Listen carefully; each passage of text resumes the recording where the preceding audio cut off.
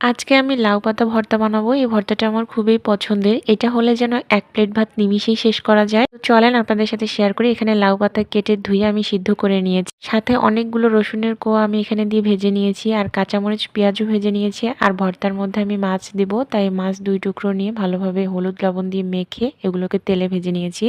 মাছগুলো আমি ভেজে কাটা বেছে নিয়েছি। আর এখানে সরিষার তেলের মধ্যে ২ টো শুকনো মরিচ আর একটুখানি কালো জিরে দিয়ে ভালোভাবে নেড়েচেড়ে আমি এখানে লাউয়ের পাতা বাটাটা দিয়ে দিচ্ছি। আর এটা কিন্তু আমি পাটায় বেটেছি। আর শাকটাকে আমি ভালোভাবে ভেজে নেওয়ার পরে এখানে যে মাছ, কাঁচামরিচ, পেঁয়াজ, রসুন এগুলোর বাটা আমি আলাদা করে বেটে নিয়েছি। একসাথেও বাটা যায়। তো দুটোকেই ভালোভাবে মিক্সড করে একটুখানি হলুদের গুঁড়ো দিয়ে আরও নেড়েচেড়ে নিচ্ছি যতক্ষণ না কড়াই থেকে উঠে আসছে। লাউ পাতাটা বাটার সময় আমি লবণ ব্যবহার করেছিলাম।